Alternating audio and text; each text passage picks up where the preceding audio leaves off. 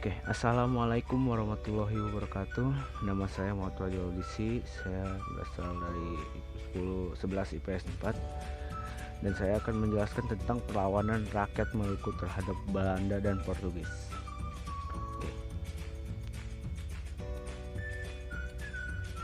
Perlawanan Maluku terhadap Belanda. Latar belakang. Pada awal abad 19, kawasan Maluku kembali berada di bawah kekuasaan Belanda setelah Inggris mendatangi perjanjian Traktat London dengan menyerahkan wilayah kekuasaan Indonesia pada Belanda. Penduduk kembali Belanda di Maluku membawa banyak masalah dan kesengsaraan bagi rakyat Maluku. Rakyat Maluku, khususnya masyarakat Saparua, sepakat untuk melakukan perlawanan di bawah komando Thomas Matulais atau biasa disebut Kapitan Patimura.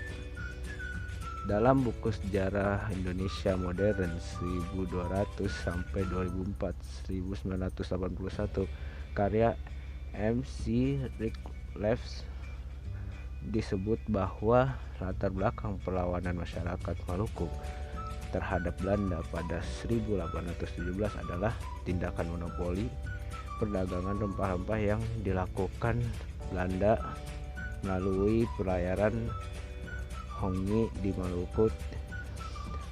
Timbulnya kesengsaraan Maluku karena kebijakan penyerahan wajib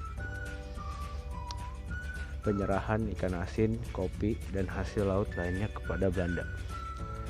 Sikap Residen Saparua yang memberlakukan masyarakat Maluku dengan sewenang-wenang. 2. Penyebab perang. Perlawanan rakyat Maluku melawan VOC dipimpin oleh Thomas Matulais atau dikenal sebagai Kapten Patimura. Perjuangan ini dilakukan secara penyerangan mendadak.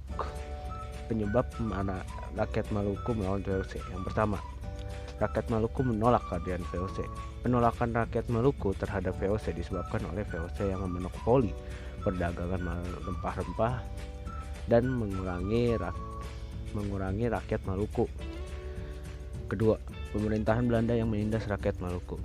Pemerintah Belanda kerap melakukan penindasan sehingga rakyat Maluku ingin bersatu mengusir Belanda. Penindasan yang dilakukan adalah dilaksanakannya kerja paksa dan penyerahan wajib berupa ikan asin, dendeng, dan kopi. 3. Dikuasai Benteng Dürstedt oleh Belanda. Daerah yang berada dalam cakupan Benteng Dürstedt dikuasai oleh Belanda.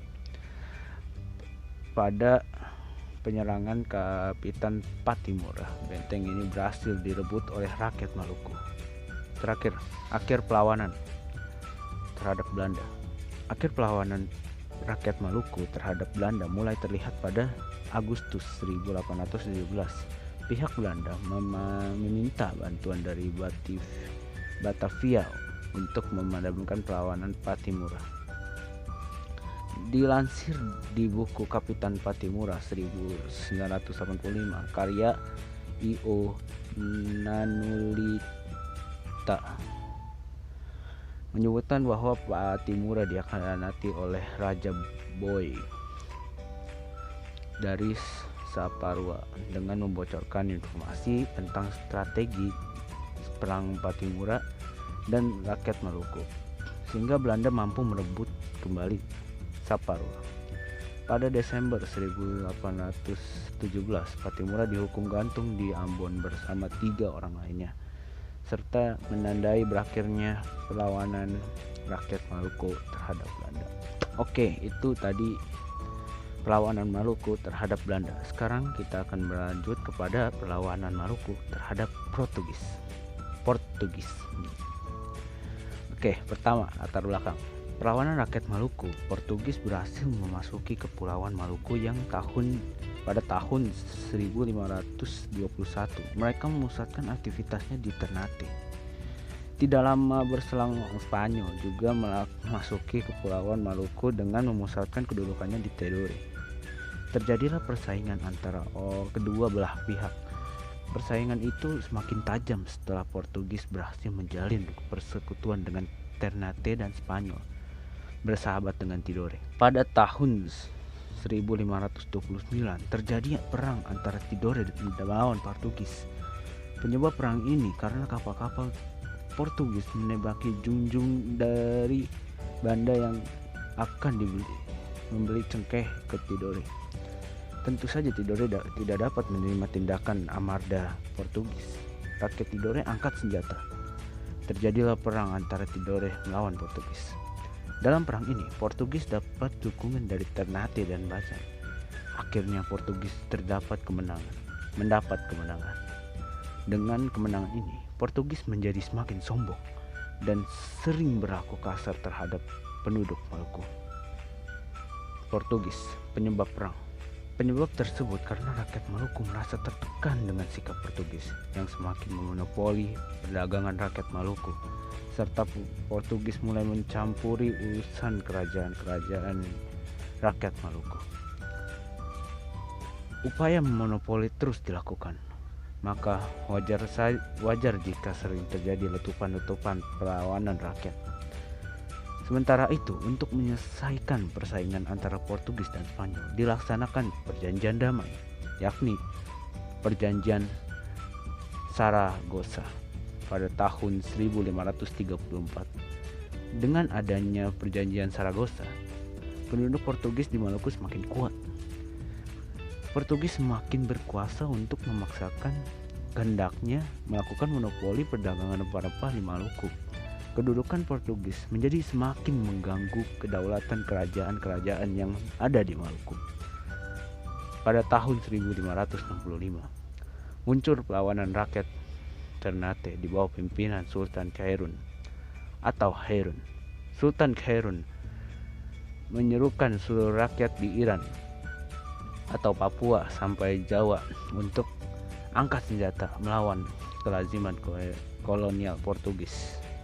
Terakhir, perlawanan Maluku terhadap Portugis akhir perlawanan.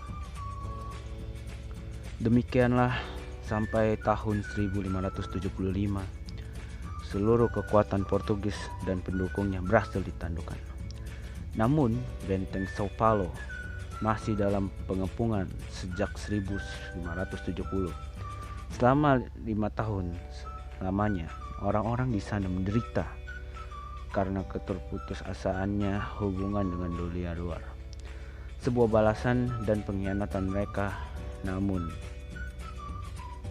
pada 1575 Sultan Baabullah memberi ultimatum untuk meninggalkan Ternate dengan waktu 24 jam.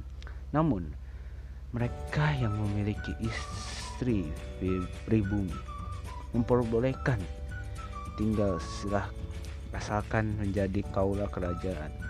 Akhirnya tanggal 15 Juli 1575 Portugis pergi secara memalukan di Ternate. Hebatnya, tidak ada kekerasan dari pihak Ternate. Malah mereka memberikan kesempatan untuk menetap di Ambon sampai 1576. Terima kasih. Nama saya Muhammad Fajrul Disi.